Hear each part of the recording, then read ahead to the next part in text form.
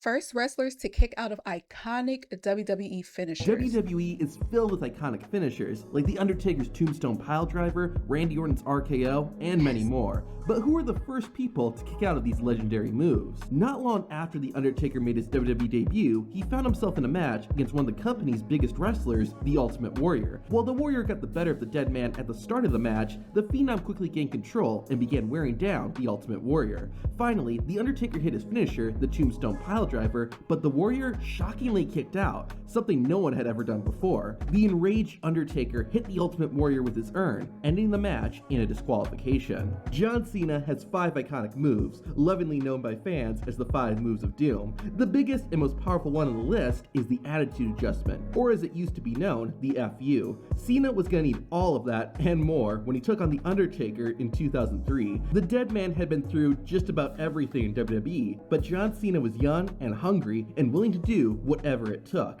Cena smacked his opponent with his chain, allowing him to successfully execute the Attitude Adjustment. To everyone's surprise and to John Cena's frustration, the Undertaker kicked out of the Doctor of Thugonomics finisher. Even worse, the Undertaker then hit Cena with his finisher and ended the match. After Seth Rollins betrayed the Shield and joined the Authority in 2014, Dean Ambrose made it his personal mission to make Rollins' life as miserable as possible. When the two were set to face off inside Hell in a Cell, this was basically like winning the lottery for Dean Ambrose. The Lunatic Fringe destroyed his former ally, even if it meant hurting himself in the process. Unfortunately, Seth Rollins had the Authority nearby to help him out. This allowed Seth to his finisher, the Curb Stomp, and get the 1, 2, no! Dean Ambrose kicked out, something that had never happened up to this point. This was really impressive, but despite that, Seth Rollins still stole the victory thanks to some help from Bray Wyatt. Wow. This guy may have made himself famous by accident. Before he would start calling himself Triple H, the game was known by his full name, Hunter Hearst Helmsley.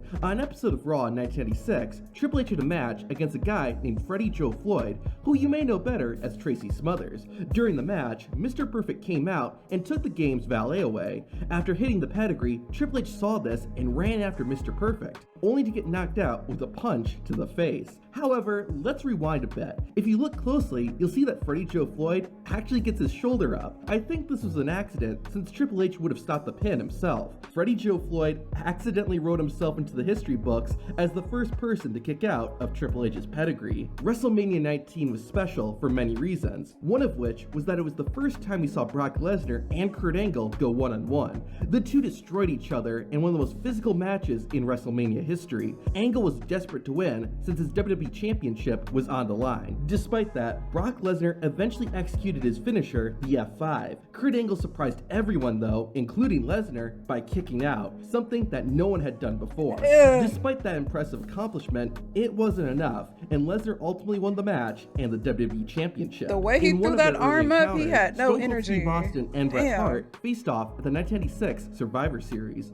The winner of the match would receive a shot at the world title, so both men were willing to go the extra mile. No one had kicked out of the Stone Cold Stunner before, so when he saw an opportunity, Austin took it. He planted the Hitman with his finisher and quickly went for the cover, but Bret was somehow able to get his shoulder up. Unfortunately for Steve Austin, not only had someone kicked out of the Stone Cold Stunner, but Bret Hart ended up winning the match as well. During the late 80s and early 90s, Hulk Hogan ruled WWE. He had a number of signature moves, but the Hulkster's finisher was the leg drop. It may not be as flashy as today's finishing moves, but nobody ever kicked out of the move. That was until Hogan wrestled a man named Genichiro Tenryu. In 1991, WWE and a Japanese wrestling company called SWS ran a show together that pitted WWE's biggest star, Hulk Hogan, against SWS's biggest star, Genichiro Tenryu. Both men threw everything they had at each other, and once an opportunity presented itself, the Hulkster hit Tenryu with the leg drop. But for the first time ever, it didn't win Hulk Hogan the match.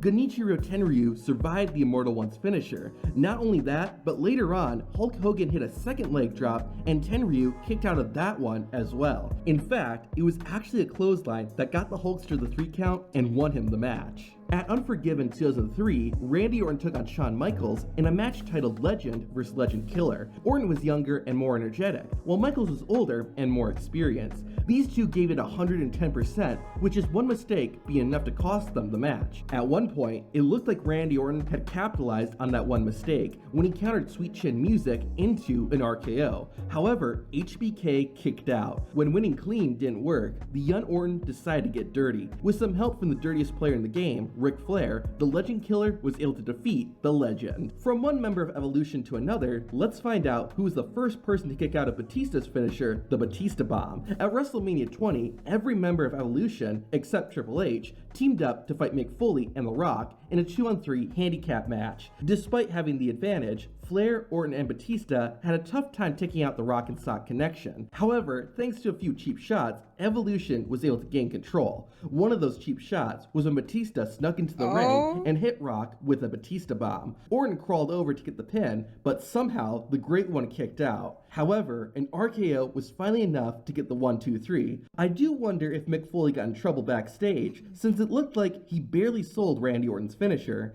To Foley's credit, he isn't the first person to no-sell finishing move. Wow. To see those incidents, watch the video. Damn, that does on make you screen. wonder.